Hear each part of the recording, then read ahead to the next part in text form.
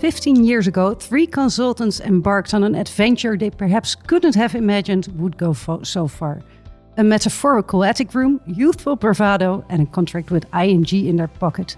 That was the beginning of Varrlyn. Today, the company is a well-established name in the world of financial markets and consultancy, and a company that has always stayed true to itself. What began with just 3 people has grown into a strong team of 30 consultants, project managers, developers, independent thinkers. But perhaps more important than the numbers is the story behind them. What is the secret of Varrlyn's steady growth? And how do you continue enjoying entrepreneurship even when you're still working most evenings and weekends? And why would anyone keep saying no to acquisition offers? Time to look back and forward. Joining me at the table are the 2 founding fathers, but more importantly, the 3 current driving forces behind Varrlyn: Martin Defauwes, Stephan van der Windt, and Philip van den Emster. Gentlemen, welcome to this Jubilee podcast edition. Today we're celebrating something quite remarkable. Varrlyn is turning 15. But before we start, let's start off with a few quick-fire choices to warm things up. Let's just call them 5 dilemmas that really touch on the heart of what Varrlyn stands for. Independence, growth, people, culture, and of course, Murex. I don't want you to think about the answers. Just follow your first instinct. Are you ready? Stephan, let's start with you. Rapid growth or steady progress? Steady progress. Philip, exploring new markets or mastering your niche? Mastering your niche. Stephan, back to you. Flawless processes or exceptional people? Exceptional people. Martin, and it's up to you. Being acquired or staying independent? For now, still staying independent. Then the last one for all of you. Casual Friday afternoon drinks on the terrace or celebrating the end of a Murex migration on a Sunday? The latter. Yes. Oh. Always. I thought casual Friday before the migration weekend. A plus is always a good beginning. Hey, but let's go back from the beginning. Really looking forward to hearing all your stories today. We're going back to the year 2010. We're still feeling the impact of the financial crisis back then. But what was the moment that you guys actually thought, let's just do this ourselves? Well, indeed, it was the middle of the financial crisis. And at that time, we were working at a large project implementation of an American consulting firm. And we thought, well, maybe we can do this ourselves as well. Literally, at one of the bars at the Leidseplein, we discussed, shall we do it or shall we not? And we did. On a Friday morning, we made an appointment with one of the partners of our former employee. We went in the office together with the 3 of us, took the elevator to the 14th floor, sat down and handed in our resignation. And that was the start of Varrlyn. And then suddenly you have your own company. Then Stephan, what was the very first year like? Specifically, when since we came from a large international consulting firm where we used all kind of strict processes and procedures, even when we were just the 3 of us, we had like meetings where every week we went through like a huge action list covering finance, HR, marketing, meticulously going through all the points over a plate of shawarma or pizza or local Indian curry. So that was definitely something I vividly remember from those early days. Yeah, I can imagine that shawarma probably has never tasted the same since then. Exactly. We were, of course, very excited. Till that time, we had a company sorting out projects for us. And suddenly we had to do sales ourselves, something we didn't have any experience in at all.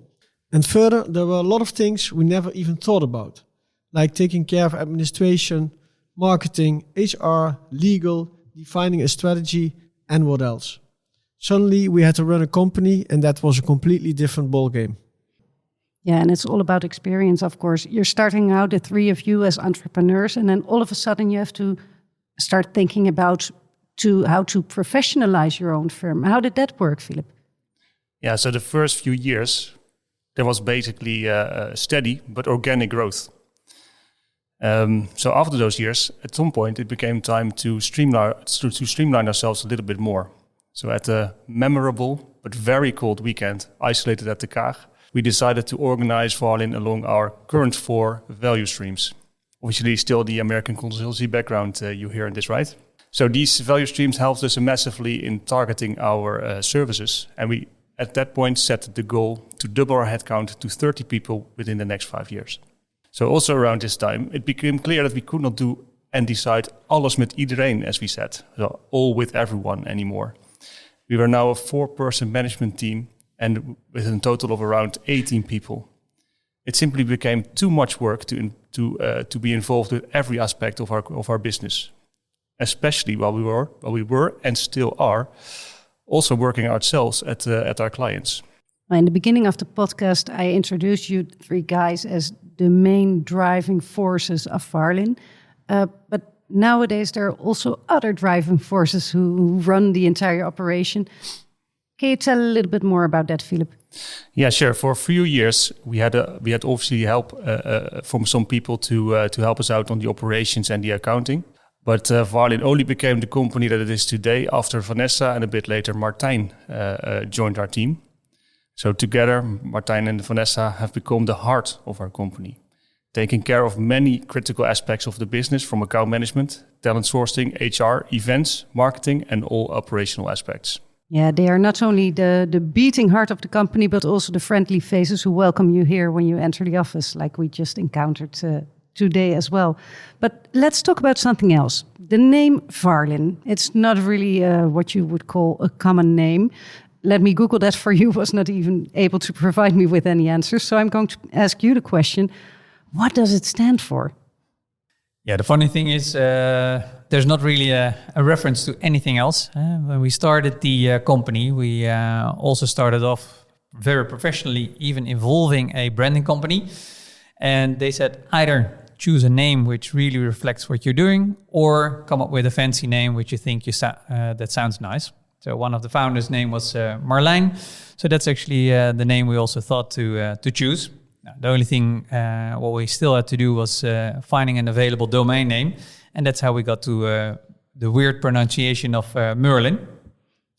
Yeah, when I heard that name for the first time, I actually thought that there would be a reference to the wise wizard Merlin of King Arthur, but that was absolutely not the case. No, not really. Of course, there are 3 wise men here at the table, but no reference to Merlin of King Arthur. No, it was even when we were registering the company name, it was also cordially picked up by Merrill Lynch, one of the biggest banks in the United States. And they thought that our name was having too many similarities with their name. So actually it took us 1.5 years of legal discussions with them, which luckily didn't take too much effort from us, but only a long period of time. We had to change 2 letters of the name, and that's how we got to Varrlyn instead. So that was good, changing the stationery, and we could continue again. Yeah, and so Varrlyn was born, and then the baby becomes the first scale-up, grows slowly into a startup. Martin, when did the business for Varrlyn really start to take off? Well, we started initially at ABN AMRO and ING at capital markets. But during the first year, we were under a very strong non-competition clause. So we had to keep it quiet. After 1 year that was gone, we also successfully got the opportunity to get involved at some projects at APG Asset Management. And at that time, we succeeded to start extending the team. And I think at that point, after 1 year, when the team started to extend, that's when things really took off. Yeah, because Philip, the lineup of the founding fathers has slightly changed over the years. Now the 3 of you are at the helm of the company. When did you actually come on board as a Varrlyn? So I actually don't remember exactly the year, to be honest. But so I knew Stephan and Martin from the same American consultancy firm from before, where we were all working. He who must not be named, indeed. Indeed, the company that should not be named. So at first I started working with Varrlyn as a ZZP'er at the Van Landschot project. And that was a very nice experience, especially while I was working now with other Varrlynies instead of just alone as an individual contractor.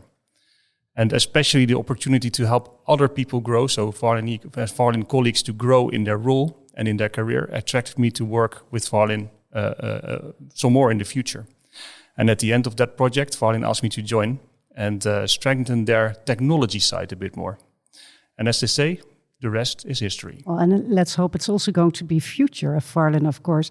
That when talking about growth, would you say that there have been distinct growth phases, or were there specific tipping points or crucial projects along the way? Martin, can you tell something about that?